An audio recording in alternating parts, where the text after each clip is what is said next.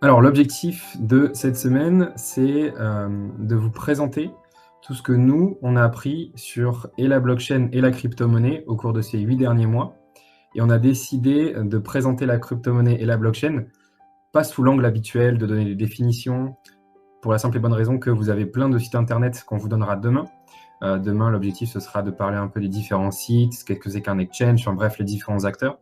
Donc, il y a plein de sites, il y a plein de vidéos sur Internet qui peuvent vous apprendre en détail comment fonctionne concrètement la blockchain. Alors maintenant, je répondrai à toutes les questions qui me seront posées, mais le but de cette semaine, c'est plutôt de l'attaquer sous un autre angle qui a été déjà abordé sans doute, mais l'idée, c'est de le condenser dans une formation.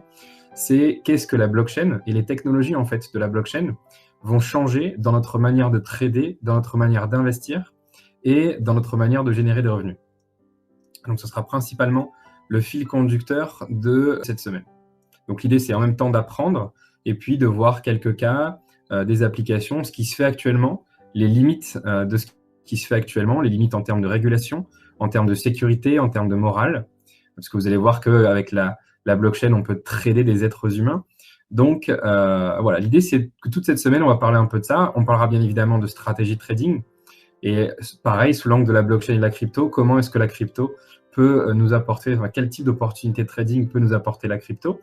Et puis, on terminera vendredi par une sorte de débat ouvert ou questions-réponses générales, où on essaiera de répondre aux questions qui ont pu vous turlupiner pendant toute la semaine.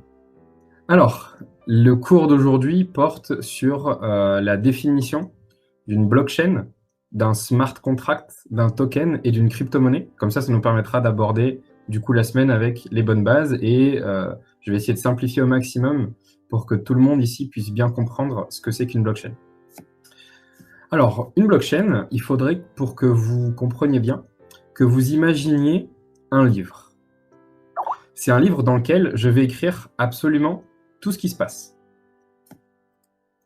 Par exemple, je peux écrire combien d'argent j'ai donné à mon voisin.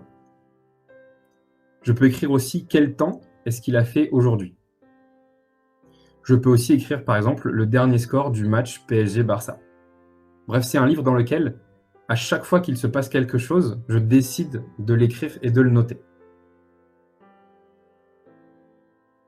Imaginez maintenant que j'ai un voisin. Je vis dans un immeuble, il y a mon voisin. Et lui aussi, il a un bouquin. Et lui aussi, il écrit tout ce qui se passe. Il écrit combien d'argent je lui ai donné. Lui aussi, il écrit quel temps il fait aujourd'hui. On a vraiment des vies passionnantes. Et il écrit également le score du dernier match PSG-Barça. Alors, il y a un petit problème, c'est que quand on confronte nos deux livres, on se rend compte que les deux bouquins ne racontent pas du tout la même histoire. Par exemple, moi, dans mon bouquin, comme à chaque fois j'écris combien je lui donne, il se trouve que dans mon livre, c'est marqué que je lui ai donné en tout 230 €. Alors que lui, dans son bouquin, il écrit à chaque fois combien je lui donne. Par contre, lui, il n'a écrit que 170 €. Dans mon livre, par exemple, à la météo, le 6 mars, j'ai marqué qu'il avait plu. Alors que lui, dans le sien, il a marqué non, mais c'était juste un temps couvert. Donc, le problème, c'est comment savoir qui a raison, qui a tort, où est la vérité. Et là, le problème, c'est que c'est ma parole contre la sienne. Alors du coup, pour départager, en général, aujourd'hui, dans la vie de tous les jours, on fait appel à un juge, un arbitre, mais pour prévenir un problème justement où on a chacun une version différente, en général, on passe par ce qu'on appelle un tiers de confiance. Alors, le tiers de confiance, c'est celui qui va à notre place écrire les transactions, donc combien j'ai donné à un tel ou combien j'ai reçu, et qui va également écrire l'historique de la météo. Alors, si on reste dans l'exemple des transactions, par exemple, un tiers de confiance, c'est tout simplement une banque. Donc, c'est la banque qui, quand je fais un virement de tel compte à tel autre compte, c'est elle qui écrit dans son livre de compte. Alors, c'est très imagé, hein, la banque n'écrit pas dans un livre de compte, et que vous compreniez bien. C'est la banque qui écrit, oui, il a donné à telle date, telle quantité d'argent à un tel. Et si à un moment donné, il y a un problème, qu'un tel pense que je lui ai envoyé que 170 sur le 230, il suffit tout simplement d'aller voir le tiers de confiance, c'est-à-dire la banque, donc de regarder les comptes bancaires, et de constater qui a raison ou qui a tort. Alors, il n'y a pas que les banques dans les tiers de confiance, il y a également PayPal, NetTeller, Western Union, bref, à chaque fois, en gros, qu'on passe simplement par ce qu'on appelle un intermédiaire. Le tiers de confiance, en fait, son boulot, ça va être de centraliser tout ce qui se passe. Donc, c'est lui qui sauvegarde. Donc, le bouquin, en gros, sur lequel le tiers de confiance écrit tout ce qui se passe, c'est lui qui va le garder. C'est lui qui va vérifier que tout est OK et que tout est vrai dans le bouquin. C'est lui qui va valider toutes les informations. C'est ce qu'on appelle, en gros, un système centralisé. Donc, aujourd'hui, on vit dans un monde centralisé. La banque centralise la sauvegarde de toutes les transactions qui se sont passées sur votre compte. C'est sur les serveurs de la banque. C'est la banque qui vérifie. C'est la banque qui valide vos virements. Alors, il y a plein d'autres exemples que la banque. Là, c'est juste que j'essaie d'appuyer le côté monétaire, puisque c'est le plus simple à comprendre. Un des intérêts d'une blockchain, c'est de supprimer justement ce tiers de confiance. Donc, on passerait d'un système centralisé à l'inverse. Et l'inverse est donc un système décentralisé. Donc, en gros, la sauvegarde, la vérification et la validation sont décentralisées. Alors, qu'est-ce que ça veut dire, décentralisé? Eh bien, je vais vous expliquer tout ça, du coup, avec le petit exemple du bouquin. Alors, imaginez un immeuble avec 17 habitants, donc j'ai 16 voisins. Et comment ça se passerait, du coup, sur une blockchain? Donc, sur une blockchain, quand je donne 10 € à mon voisin, au lieu qu'il se passe strictement rien, genre je lui envoie 10 €, il va se passer plusieurs événements. Alors, la première chose qu'il faut bien comprendre, c'est que quand je donne 10 €, je le fais de manière publique et devant tous les voisins de mon immeuble. Donc, ça permet que chaque voisin regarde ce qui se passe, constate la transaction et va valider comme quoi j'ai bien donné 10 €. Une fois que tout ça c'est validé, on considère que la transaction est réelle, qu'elle a été faite, et tous les voisins, en même temps et devant tout le monde, donc sans se cacher, va écrire cette transaction sur son livre. Donc du coup, on se retrouve avec un système comme ça, où on a un immeuble, où chacun a un livre. Et dans chaque livre, il est écrit tout ce que les voisins ont tous pu constater en même temps. Alors ça, c'est ultra important de bien comprendre que lorsque je donne les 10 €, il faut que ça se fasse aux yeux et au su des voisins. Les voisins doivent regarder que mes 10 € sortent de ma poche et arrivent au destinataire. OK?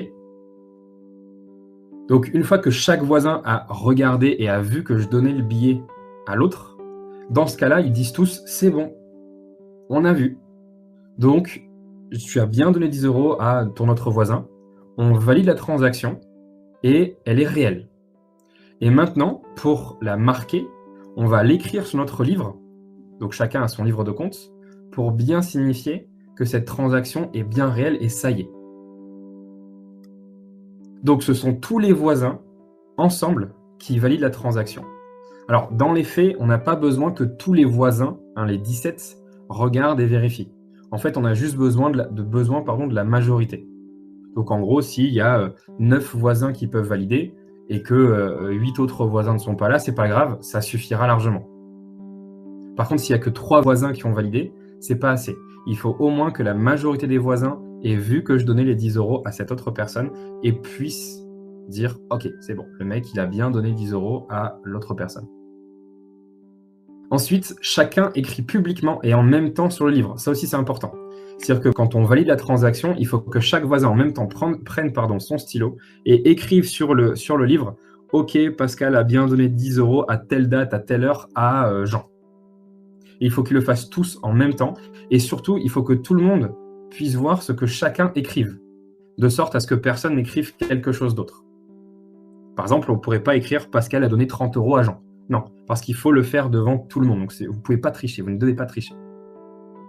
Ce qui fait que chacun, finalement, a une copie de ce livre et tous les livres sont identiques.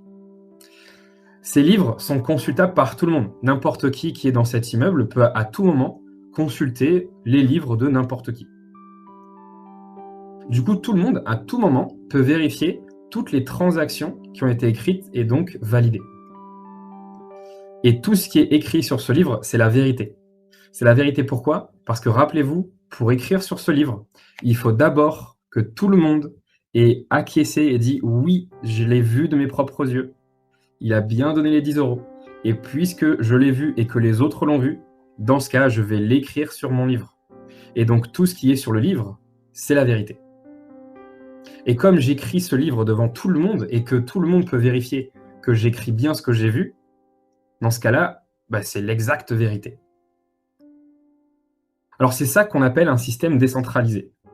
C'est beaucoup plus démocratique qu'un système centralisé, puisque en fait, celui qui fait la vérification, la validation et la sauvegarde, c'est pas un tiers, c'est un peu comme la Bible, mais ce sont les utilisateurs eux-mêmes. C'est-à-dire que dans le cas où je vous ai parlé tout à l'heure de la banque, c'est la banque qui, elle, fait la vérification, qui dit oui, alors un tel a bien donné X à Y. Ce ne sont pas les utilisateurs. Par contre, dans le cas d'une blockchain, on n'a pas de banque, on n'a pas besoin de la banque.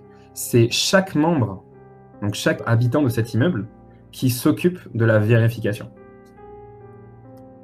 Mais est-ce que c'est plus sécurisé? Est-ce qu'un système décentralisé est plus sécurisé qu'un système centralisé? Le voisin qui a reçu mes 10 euros. Donc imaginons qu'en fait ce soit un petit chenapan qui veut essayer de se faire de l'argent sur mon dos. Et quand il reçoit les 10 euros, lui en fait ce qu'il veut c'est écrire sur le livre « Non, mais en fait il ne m'a pas donné 10 euros, il m'a donné 3 euros ». Et s'il fait ça, ça veut dire que comme je devais lui en donner 10, il peut après venir me voir et dire « Regarde Pascal, sur le livre c'est marqué que tu ne m'en as donné que 3. Du coup tu m'en dois encore 7. » Donc l'idée c'est que le voisin, lui, il veut modifier la transaction qui a déjà été écrite pour essayer de me soutirer plus d'argent. Alors dans un système centralisé, donc dans le cas d'une banque, comment est-ce qu'il pourrait faire? C'est, entre guillemets, simple. Il faudrait qu'il s'introduise chez le tiers de confiance pour modifier le livre. En l'occurrence, la banque. Donc c'est-à-dire qu'en gros, il faudrait que le voisin aille dans la banque, réussisse à ouvrir les cadenas, les coffres-forts, etc. de la banque, aille voir le livre sur lequel la banque écrive, il prenne une gomme, il efface la ligne sur laquelle il y a marqué Pascal a donné 10 euros et il écrit Pascal a donné 3 euros. Ensuite, il remet le livre à sa place, il referme le coffre et le lendemain, il vient me voir et me dit Pascal, excuse-moi, mais je crois qu'il y a une petite erreur. Regarde, on regarde le compte et tu vois, regarde là sur le compte qui est à la banque, donc c'est pas moi, c'est la banque, il y a marqué que tu m'as donné 3 euros. Donc tu m'en dois 7. Donc techniquement, c'est compliqué bien sûr de pirater une banque. Mais bon, c'est tout à fait faisable. Alors la blockchain, c'est un système qui est ultra, méga sécurisé.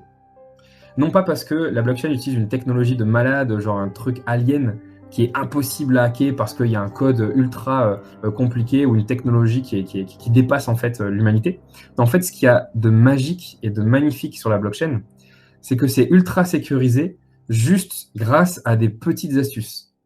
C'est-à-dire que moi, j'ai du mal à parler vraiment de révolution technologique dans la mesure où on n'est pas sur une toute nouvelle, entre guillemets, technologie. On n'a pas inventé un nouveau système cryptographique complètement inviolable.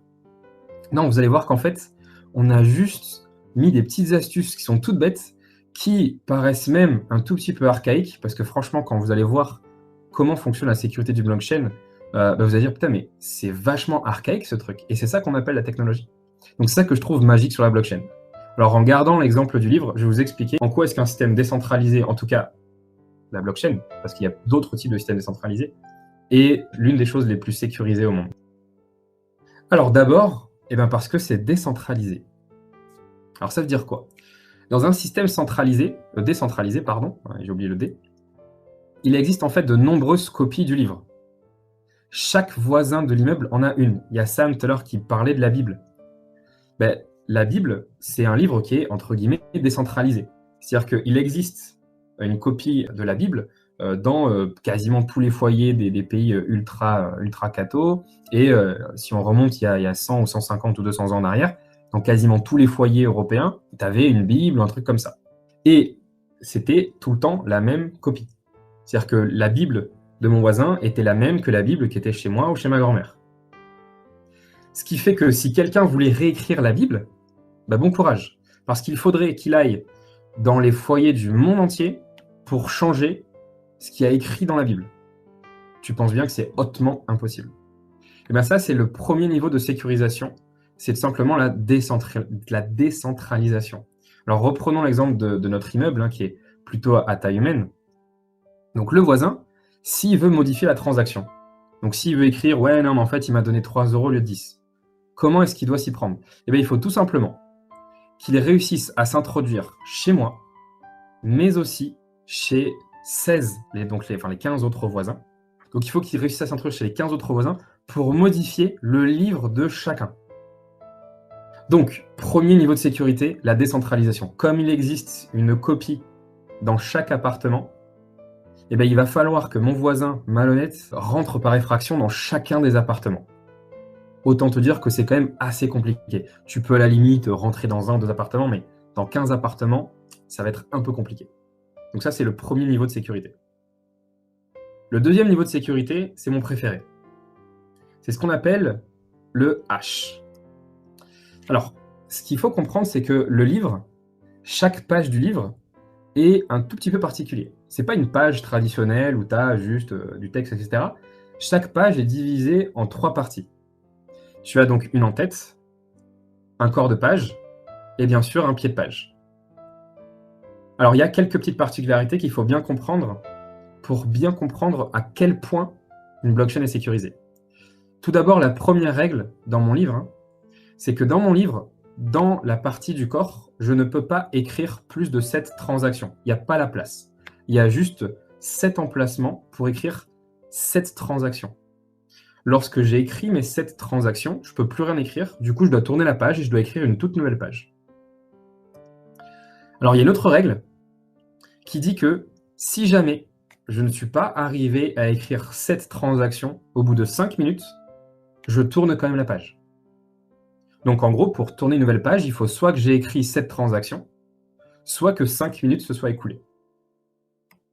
Alors ce qui rend la blockchain très sécurisée, même si là pour l'instant vous n'arrivez pas à le voir, c'est que le limite du nombre de transactions par page, l'obligation de tourner une page toutes les 5 minutes, et ce qui a écrit dans l'entête et ce qui a écrit dans le pied de page font que c'est ultra sécurisé et quasiment impossible à modifier. Et je vais vous expliquer du coup pourquoi. Alors, chaque livre commence par une première page.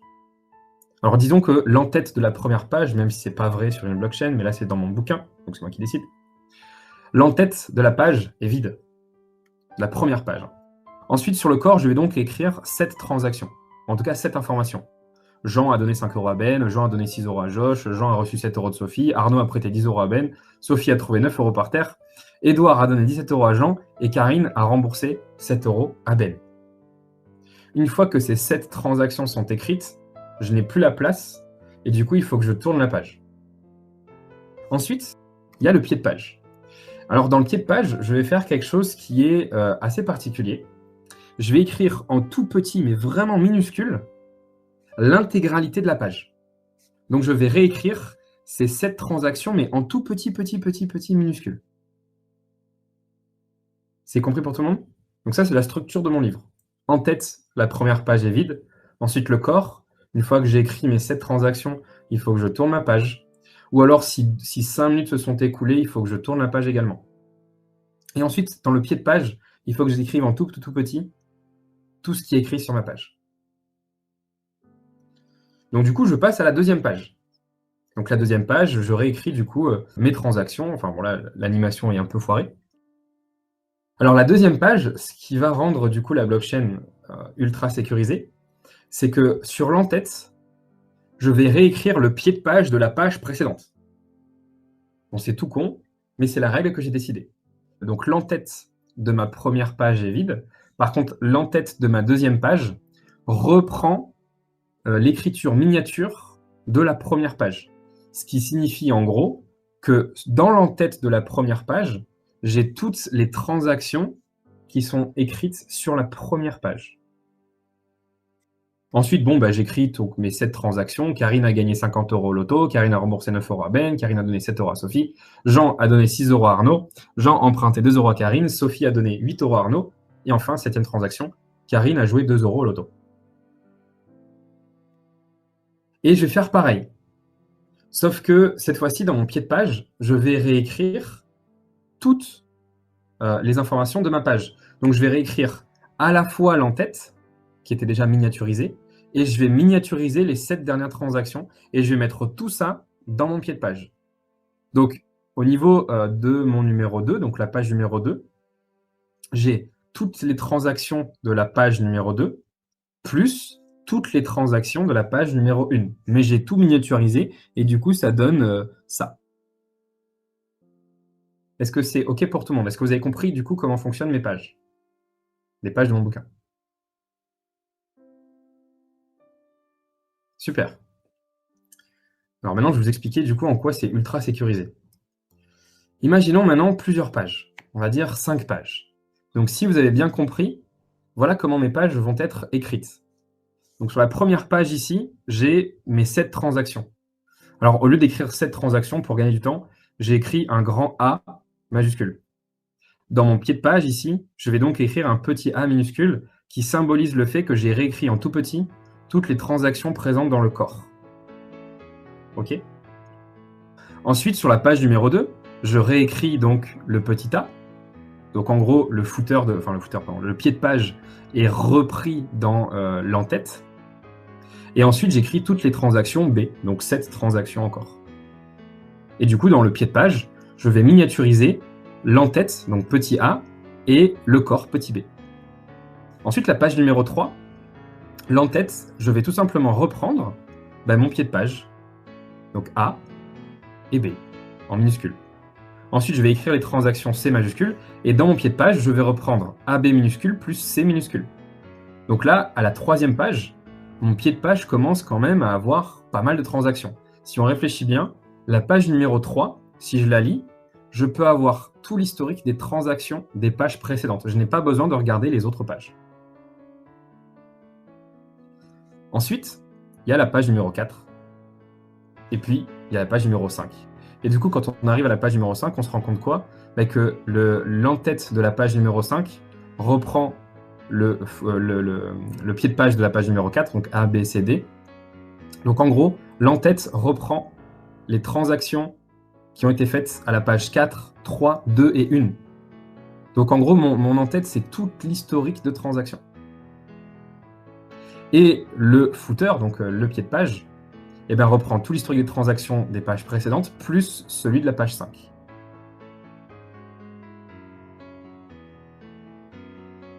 Alors, si vous avez du mal à voir pourquoi est-ce que c'est sécurisé, remettez-vous maintenant à la place de notre petit voisin. Donc le voisin, imaginons qu'il veuille modifier une transaction qui se trouve sur la page numéro 3. Donc il arrive déjà à rentrer par effraction dans mon domicile, il va voir mon livre, donc ma copie du livre, et puis il cherche page numéro 3, là où c'était marqué que je lui avais donné 10 €. Et là il fait, bon, cette phrase, je vais la remplacer par Pascal m'a donné 3 €. Comme ça, en gros, je pourrais tout simplement lui demander 7 €, parce qu'il me devrait 7 €. Mais le problème, c'est que s'il veut modifier la page 3, il doit modifier plein de choses. D'abord, il doit modifier le corps de la page 3. C'est-à-dire que dans le corps de la page 3, il est écrit que j'ai effectivement modifié, il a modifié, donc j'ai donné uniquement 3 €.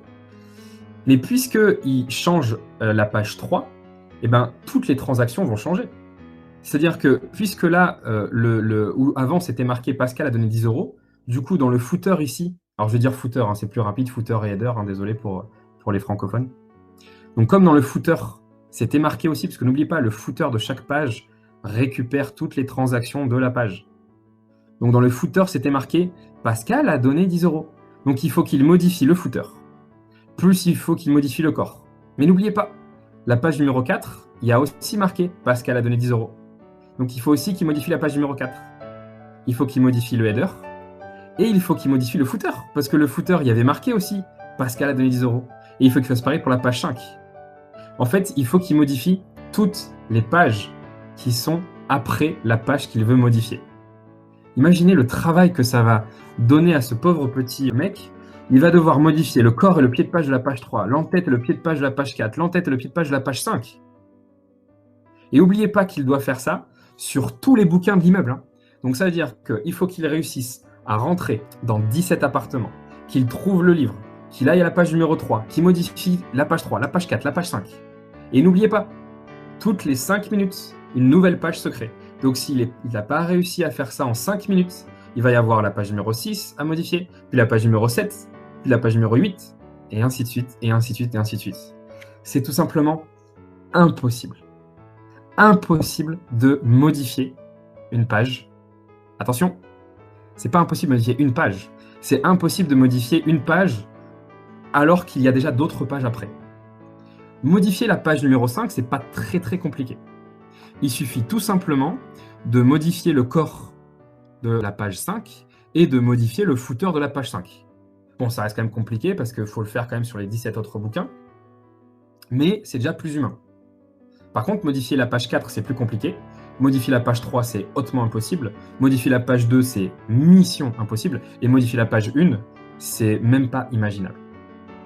Donc, est-ce que vous avez bien compris en quoi cette histoire de pagination avec un header qui reprend les informations du footer précédent et un footer qui reprend les informations de toute la page, est-ce que vous avez bien compris que c'est du coup ultra méga sécurisé, que c'est impossible à modifier, ou en tout cas quasiment impossible à modifier? Alors, il y a des cas qui ont été étudiés. Je vous invite, pour ceux qui s'intéressent beaucoup à ça, d'étudier le cas des chevaliers byzantins. C'est le problème mathématique qui est lié à ça. Mais voilà, effectivement, plus une transaction est vieille et plus elle est sécurisée. Tout le monde a compris? Mais attendez, c'est pas terminé. Parce que si avec ça, déjà, rien que là, on voit que la blockchain est inviolable. Mais c'est pas terminé. Le mec qui a inventé ça, il s'est dit, je vais aller encore plus loin. Parce que je trouve que c'est pas suffisant. Donc n'oubliez pas, le voisin, il lui faut 5 minutes pour s'introduire dans le domicile de 16 autres voisins, de modifier la page 3, 4, 5. Donc c'est impossible. Donc il est impossible de réécrire les informations qui sont sur les livres. Et puisqu'il est impossible de réécrire les informations, elles sont donc impossibles à modifier. Et du coup, on a le système de stockage d'informations le plus parfait du monde. C'est ça la blockchain, en tout cas une des applications de la blockchain. C'est la manière de stocker de l'information la plus sûre au monde actuellement. Bon, disons que le voisin, du coup, il a bien compris qu'il ne pouvait pas modifier les transactions du passé. Donc, du coup, il se dit, bon, je vais quand même essayer de soutirer de l'argent à Pascal. Donc, puisque je ne peux pas modifier le passé, peut-être que je pourrais modifier le futur. Et donc, du coup, qu'est-ce qu'il décide de faire? Eh bien, il décide tout simplement d'écrire des informations qui sont complètement inexactes sur son bouquin à lui. Par exemple, moi, je lui envoie 10 €, et moi, sur mon livre, j'écris « j'ai envoyé 10 €», et lui, il va écrire « j'ai reçu 3 €». Alors, ou alors, il pourrait dire « j'ai reçu 100 €», tout simplement. Alors, si cette information est vérifiée, et elle est validée par les voisins, ben, son compte sera effectivement crédité de 100 €. C'est-à-dire qu'en gros, là, le voisin, s'il veut, il écrit sur son livre « j'ai reçu 100 €». Ensuite, les voisins vont valider, pour X ou Y raison, et il aura donc gagné 100 € comme ça. Alors, du coup, comment on fait pour sécuriser tout ça et pour éviter que le voisin écrive des fausses informations? Alors, on va faire deux choses. D'abord, on va passer par ce qu'on appelle un consensus. Donc, pour rappel, on l'a vu tout à l'heure, pour valider une transaction, il faut qu'au moins la moitié des voisins la constatent. Vous vous rappelez, on était par exemple dans la cour de mon immeuble et puis je donnais 10 € à mon voisin devant tous les autres voisins. Et du coup, comme je le faisais au vu et au su de tous les voisins, c'était donc validé. Ok?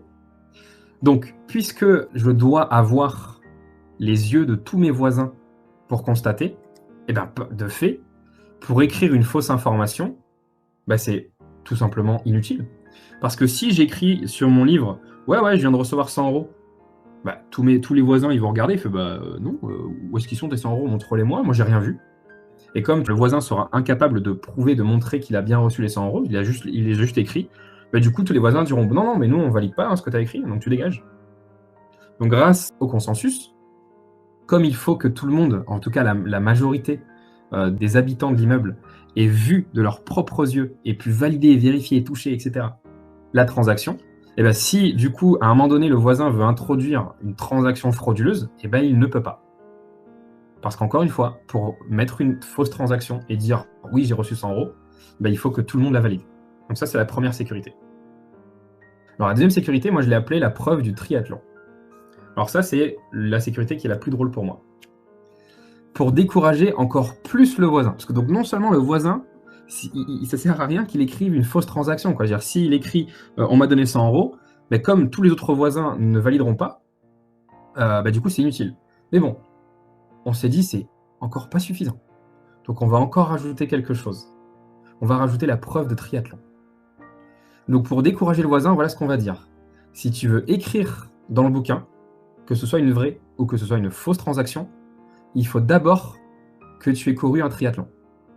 Alors c'est une très bonne question, Fred. Effectivement, si le voisin arrive à s'entendre avec plus de la moitié des autres voisins, dans ce cas-là, on peut atteindre un consensus. Mais le truc, c'est que les autres voisins n'ont pas intérêt à le faire. Pourquoi est-ce qu'ils valideraient une transaction frauduleuse? Ça nuirait à tout l'immeuble. Donc pour écrire le bouquin, il faut qu'il ait d'abord fait un triathlon. Donc en gros, imaginez le mec. Il faut qu'il dépense une énergie considérable pour finir son triathlon.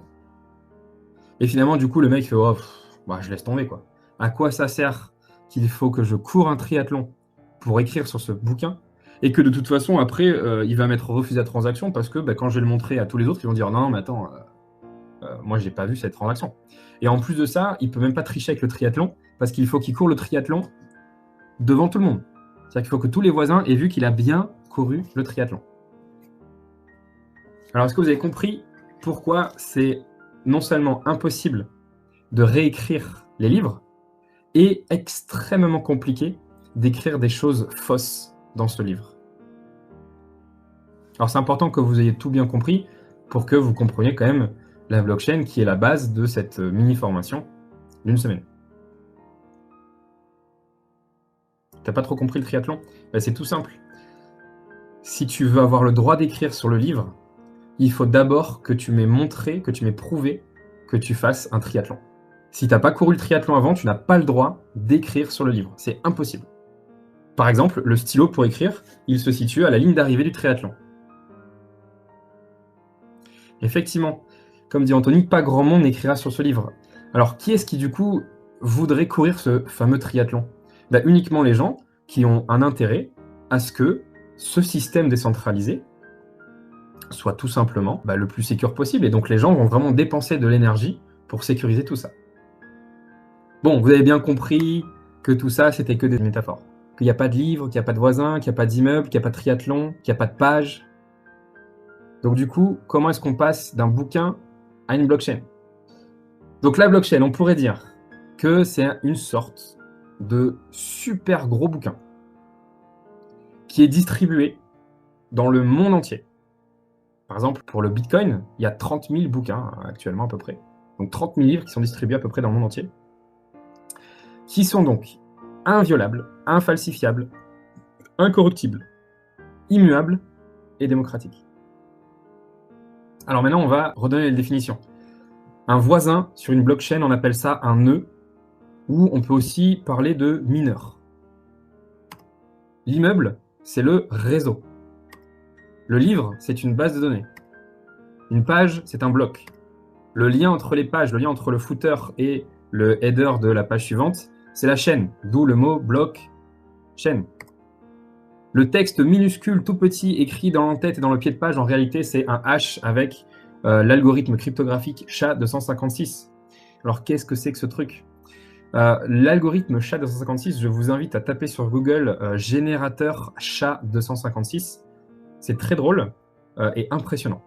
En gros, c'est un algorithme qui arrive à écrire tout ce que vous voulez avec le même nombre de caractères.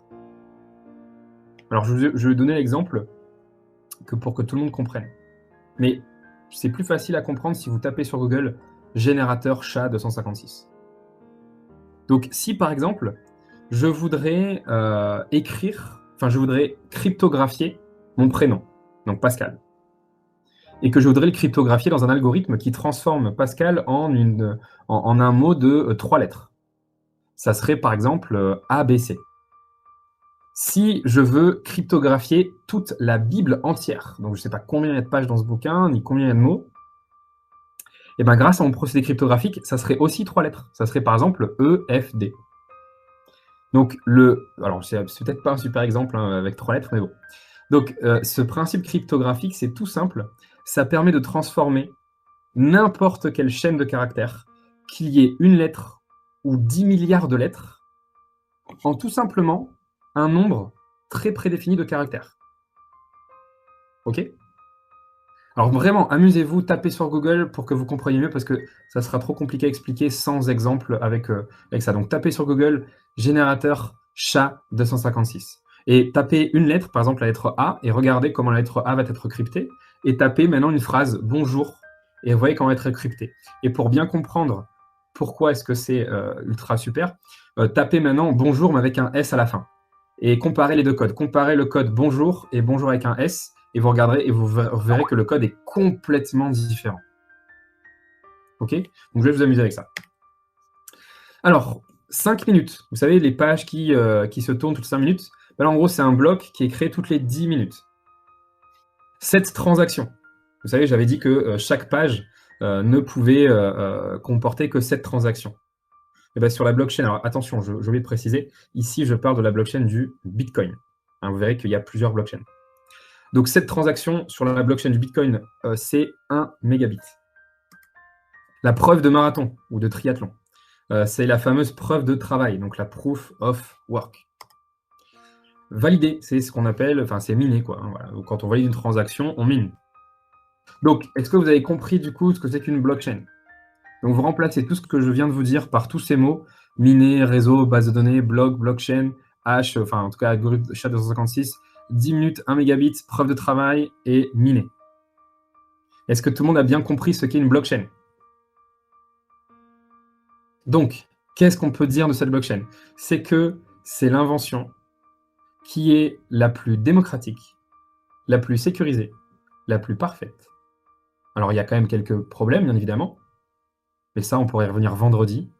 On peut parler des problèmes de scalabilité. On peut parler également du fait que si demain Internet disparaît parce qu'il y a des aliens qui arrivent et qui vont détruire tous nos réseaux, ça va être un peu compliqué. On peut aussi parler de plein d'autres problèmes que les blockchains posent et que des gens essaient de résoudre. Mais ça, on en parlera plutôt vendredi. Super. Donc maintenant, on peut aller un peu plus loin, dans des choses plus intéressantes. Parce qu'oubliez pas que l'objectif de cette formation, c'est de vous expliquer en quoi la blockchain va modifier votre vie, mais également votre vie, et c'est ce cas qui nous intéresse, de trader, d'investisseur. Alors, prenons un cas de la vie courante. Un truc tout bête pour que vous compreniez bien la différence entre une transaction bancaire et une transaction sur une blockchain. Alors, n'oubliez pas, là pour l'instant, quand je parle de blockchain, je sous-entends tout le temps la blockchain du Bitcoin. Alors imaginons que A veuille envoyer 540 € à B. Donc elle a une première possibilité, c'est d'aller rencontrer B et de lui donner de main à main, donc de pair à pair, de peer-to-peer, les 540 €. Bon, sauf que 540 €, c'est une somme. Et puis avec les restrictions de cash, hein, vous savez, c'est de plus en plus compliqué. Il y a plein de gouvernements qui veulent arrêter le cash. C'est de moins en moins facile quand même de sortir 540 €. Bon, j'exagère un peu, mais quand même pas qu'un peu. Donc l'autre possibilité, c'est de passer par le fameux réseau bancaire. Alors comment ça se passe un réseau bancaire? Eh bien d'abord, A va envoyer un ordre à sa banque. On va appeler la banque A. Voilà. Donc A envoie un ordre à la banque A. Et qu'est-ce que va faire la banque? Eh bien d'abord, la banque, elle va vérifier que A bel et bien de l'argent sur son compte. Si la banque se rend compte que A n'a pas assez d'argent pour envoyer 540 €, qu'est-ce qui va se passer? Soit elle a un découvert autorisé, du coup ça passe, soit non, et du coup ça passe pas. Bon, imaginons que ça passe. La banque a vérifié et A suffisamment d'argent. Donc une fois que cette vérification est faite, la banque va faire en sorte que le compte de A soit bel et bien débité. Alors ensuite, la banque, elle va passer par un réseau qu'on appelle le réseau SWIFT. Alors je vous laisse vous documenter sur ce qu'est la messagerie SWIFT pour ceux que ça intéresse. C'est en gros le réseau interbancaire qui permet aux banques de s'identifier et de faire passer alors on va dire c'est des messages, mais plutôt des données. Hein. Donc un donné, ça peut être une transaction, ça peut être un prêt, etc., etc. Je vous laisse du coup regarder comment fonctionne le réseau SWIFT. La page Wikipédia est très bien écrite. Donc une fois vérifié, la banque retire l'argent. Ensuite, via le réseau SWIFT, en gros, elle passe le message à la banque B. La banque B reçoit le message. Donc elle reçoit entre guillemets l'argent. Alors je dis entre guillemets parce que vous verrez un peu plus tard, même si je ne vais pas l'expliquer à fond. Et du coup, elle crédite sur le compte de B cet argent. Alors ça, on parle souvent de code SWIFT, mais bon, c'est SWIFT. Hein, voilà. Donc, tout ce cheminement-là, c'est les fameux intermédiaires, les fameux tiers de confiance. Alors, en réalité, ça se passe pas du tout comme ça, hein, une transaction bancaire. En réalité, la banque A n'envoie pas du tout d'argent à la banque B. Mais si ça vous intéresse de comprendre comment un système bancaire fonctionne, il faut que vous tapiez sur Google et que vous cherchiez les mots chambre de compensation ou tout simplement clearing en anglais. Et vous verrez en gros comment ça fonctionne réellement en fait une transaction bancaire. En réalité, l'argent ne transite pas. C'est juste qu'à la fin de la journée, on fait une sorte de bilan comptable entre les banques. Enfin, je vous laisse du coup, pour ceux que ça intéresse, chercher sur Google clearing bancaire ou clearing entre les banques ou chambre de compensation entre les banques. OK? Et comme ça, vous saurez exactement comment ça fonctionne une transaction, parce que c'est absolument pas du tout comme ça que ça se passe. Mais c'est juste pour l'imager, pour que vous compreniez, sans trop rentrer dans les détails qui sont pas intéressants. Alors du coup, la banque et les intermédiaires de la banque, il faut qu'ils se rémunèrent, parce que quand même la banque a des employés. Alors bon, la banque, hein, on sait très bien que la thune, elle la prend sur les couverts, hein, c'est pas une nouveauté. Mais bon, il faut quand même qu'elle prenne des petites filles, hein, à droite, à gauche, etc., etc. Swift, bon, il faut bien qu'il se sucre également. Donc tout ça occasionne des frais. Alors, j'ai pas voulu être narquois, mais j'aurais pu ajouter des petites légendes en disant attention, ce système ne marche que si on est si on n'est pas pendant le week-end et si c'est pas un jour férié. Et si c'est pendant les heures d'ouverture de bureau, bien évidemment. Alors, comment ça se passe sur une blockchain? Eh bien, pareil, sauf que l'intermédiaire, il n'y en a pas vraiment. Je vous ai expliqué que c'était qu'une blockchain. Donc, en gros, quand A va envoyer de l'argent à B, tout simplement, l'information est envoyée au réseau, elle est mise sur un bloc, elle est validée par un mineur, puis ensuite c'est vérifié par le réseau, et ensuite, quand tout est vérifié, l'argent arrive sur le compte de B. Voilà, c'est tout. Alors, il y a toujours des transactions, bien évidemment. Alors, il faut savoir que les transactions au début, il n'y en avait pas, hein, sur le Bitcoin. Les mineurs qui valident un bloc, donc ceux qui valident la page, hein, empochent les commissions qui ont été générées pendant la transaction, mais pas que. Hein, c'est quand même assez rentable d'être mineur. Ils empochent aujourd'hui 12,5 bitcoins à chaque fois que c'est eux qui valident un bloc. Alors du coup, la question c'est, mais qui est le mineur qui valide le bloc? Enfin, comment est-ce qu'il est choisi? Alors, je ne suis pas rentré dans le détail dans cette vidéo, parce que l'objectif de cette vidéo, c'est plutôt d'expliquer ce que c'est qu'une blockchain, ce que c'est qu'une crypto, un token et un smart contract. Si vous voulez avoir beaucoup plus de détails sur la manière dont le gagnant, entre guillemets, est choisi, alors soit vous documentez sur la preuve de travail, donc la proof of work, pour que vous compreniez comment ça fonctionne. Dans ce cas-là, il faut aussi que vous vous renseigniez sur ce que c'est que les pools de minage, les fermes de minage. Il y a des reportages très intéressants dessus. Je ne peux pas tout vous dire en une semaine. Vous allez vous rendre compte que la crypto, c'est quelque chose qui est tentaculaire et qui ne peut pas être expliqué en un petit truc d'une heure, une heure et demie. Donc si ça vous intéresse de savoir pourquoi 12,5, pourquoi avant c'était 25, pourquoi dans quelques temps ça sera 6,75 et qu'il n'y aura que 21 millions de bitcoins créés, je vous invite à vous documenter sur le Bitcoin, sur la manière dont le Bitcoin a été créé, comment est-ce qu'il a été pensé, et voilà. Et pourquoi est-ce que c'est toutes les 10 minutes, pourquoi c'est un mégabit, et du coup, pourquoi est-ce qu'il y a toutes ces discussions autour de la scalabilité du Bitcoin.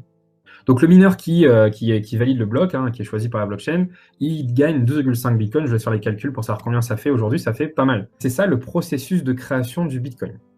Voilà, pour créer du Bitcoin, il faut tout simplement qu'un mineur valide un bloc de transaction. Et pour le remercier, on va créer aujourd'hui 12,5 Bitcoin. Et puis au bout de je ne sais plus combien de blocs, c'est à peu près 4 ans. Au bout de 4 ans, du coup, on passe à 6,75 Bitcoin. Et puis ensuite, on passera à 3, quelque chose Bitcoin. Alors maintenant, on va parler d'un autre exemple qui n'a rien à voir avec les transactions. Parce que jusqu'à maintenant, on a parlé d'argent, mais n'oubliez pas qu'une blockchain, c'est pas lié forcément à l'argent. Une blockchain, c'est tout simplement de la donnée. Et la donnée, vous en créez tous les jours. Vous savez, là, on est tous en train de créer de la donnée. Moi-même, en faisant cette présentation, je crée de la donnée, puisque j'héberge ma donnée sur YouTube. Donc YouTube, aujourd'hui, grâce à moi, a créé encore un peu plus de données. Alors imaginons maintenant une transaction immobilière. Donc A veut acheter la maison de B. Et donc B veut vendre sa maison. Donc les deux se présentent à un notaire. Alors il faut savoir à quoi sert un notaire. Un notaire, en gros, c'est le représentant de l'autorité. Et dans le cadre d'une transaction immobilière, le notaire, il doit s'assurer que la personne qui vend la maison est bien le propriétaire de cette maison. Donc ça permet d'éviter les arnaques. Imaginez, vous avez un mec qui vend une maison, vous le payez, et puis finalement, vous vous rendez compte après que ce n'était pas lui la maison. et qu'il est parti en fait dans une île avec votre argent et que les propriétaires de la maison, bah, ils sont rentrés de vacances. Donc pour ne pas que ce type de problème arrive, eh ben, le notaire va vérifier dans son registre ou dans d'autres registres, hein, ça dépend dans quelle ville se passe la transaction, que B est bel et bien le propriétaire. Et une fois qu'il a vérifié que B est bien le propriétaire, alors il va regarder en gros dans le passé, hein, il va regarder dans les vieux bouquins de son prédécesseur, qu'il avait bien écrit « Ah oui, oui, ce mec-là a acheté cette maison, c'est bien à lui ». Donc une fois que le notaire a fait ce travail de vérification, il valide le certificat de propriété et le transfert. Et du coup, maintenant, le notaire écrit dans son bouquin que la transaction a été enregistrée, qu'aujourd'hui et maintenant, cette maison appartient à A et n'appartient plus à B. Et bien évidemment, pour faire ce travail de titan, le notaire prend un tout petit fee de à peu près 8%, je crois, non? Si je dis pas de bêtises. Donc le notaire est ici l'intermédiaire. Alors, je m'excuse auprès de tous les notaires qui regarderaient cette vidéo. Je ne veux pas inciter votre profession que je connais mal. Après tout, je ne sais pas vraiment en détail tout ce que ça inclut être notaire, mais c'est vrai quand même que pour une transaction immobilière, prendre 8%, ça me semble quand même assez exagéré. Donc voilà en gros comment ça fonctionne. Hein. Et une fois que tout est validé, c'est bon, B donne l'argent à A et A devient propriétaire. Est-ce que du coup, vous avez compris comment ça fonctionne, hein, une transaction immobilière? Alors du coup, comment ça fonctionnerait sur la blockchain? Eh bien pareil, sauf qu'au lieu de passer par un notaire, n'oubliez pas le notaire ici, c'est quoi son rôle? C'est le garant des registres. C'est lui, en gros, qui écrit tout ce qui se passe. Donc, c'est le fameux tiers de confiance. Vous savez, le mec qui écrit à votre place. Hein, je vous rappelle au tout premier slide où je vous disais que quand il y avait un différend, il fallait passer par le tiers de confiance qui, lui, écrivait à notre place. Et ben, ici, le notaire, c'est le tiers de confiance. Et comme une blockchain, on n'a pas besoin de tiers de confiance, et ben, tout simplement, quand je veux acheter une maison, l'information est envoyée sur le réseau, elle est mise sur un bloc et ensuite, il faut qu'elle soit vérifiée. Alors là, par contre, on ne va pas vérifier une transaction. Donc, on ne va pas vérifier si l'argent existe bel et bien, s'il a bien été transmis, s'il n'y a pas eu de création monétaire frauduleuse, etc., etc. Là, on va plutôt vérifier que cet appartement existe bel et bien et qu'il appartient bel et bien à B. Alors ça pose un premier problème, parce que, étant donné que la blockchain a été créée après l'achat de cette maison par B, il faudrait que la blockchain prenne l'information ailleurs, dans la vraie vie. En gros, il faudrait que la blockchain, elle contacte un notaire. Sauf qu'il y a quelques règles en matière de blockchain, c'est qu'une blockchain ne peut pas communiquer avec l'extérieur. Alors, je vous passe les détails. Encore une fois, si ça vous intéresse, cherchez ce que c'est qu'un oracle. C'est joli comme mot, mais voilà, c'est la seule solution pour l'instant que l'on a. Donc, elle est mise sur un bloc, elle est validée, et finalement, le réseau écrit, c'est bon, c'est bien A aujourd'hui qui a la maison. Et cette fois-ci, c'est écrit sur la blockchain. Et donc, c'est immuable, impossible à supprimer. Alors, peut-être que vous ne voyez pas les applications dans la vie courante. On appelle ça un oracle, ouais, Fabrice. L'oracle, c'est l'intermédiaire, hein, l'intermédiaire qui permet de donner à une blockchain des informations qui sont extérieures à l'écosystème de la blockchain. Mais encore une fois, si ça vous intéresse, parce que c'est passionnant, parce que l'oracle pose plein de problèmes de moralité, et du coup, on doit passer par un tiers. Et regardez du coup l'utilisation des oracles pour les blockchains. C'est un sujet un des sujets qui me passionne aussi. Donc regardez, tapez Oracle blockchain, Oracle smart contract. Donc ce qu'il y a de bien, c'est que là peut-être que vous voyez que l'aspect purement financier, en disant waouh super, on n'a plus besoin de notaire. Et en plus de ça, ça se fait en une seconde, hein, parce que ça j'ai oublié de le préciser. Mais bien évidemment, tout ça, ça peut se faire en quelques secondes. Mais il y a d'autres avantages. En fait là, ce qu'on vient de voir, c'est qu'on donne la possibilité à tous les pays qui ont eu un léger retard dans leur développement, donc les pays africains, sud-américains, etc., de pouvoir finalement avoir un cadastre. C'est-à-dire qu'aujourd'hui, ces pays qui ont été spoliés par les mafias, par les policiers, etc., qui du coup ne peuvent pas prouver leur terrain parce qu'il n'y a pas de registre notarié dans ces pays-là, et grâce à la blockchain, ces gens-là peuvent enfin avoir le droit à la propriété. Alors peut-être que c'est une application qui est un peu loin pour vous, et peut-être que vous ne vous rendez pas compte de l'impact énorme que ça a pour ces gens-là, mais si vous voulez vraiment vous en rendre compte, vraiment, documentez-vous sur tous les projets qui sont liés au cadastre, notamment en Afrique. Vous savez, la blockchain, va révolutionner énormément de choses. Et vous allez découvrir cette semaine à quel point ça va révolutionner votre trading, à quel point ça va révolutionner vos investissements, votre manière de générer l'argent. Mais vous allez voir aussi à quel point ça va révolutionner la vie des gens qui ne sont pas bancarisés, à quel point ça va révolutionner la vie d'énormément de choses.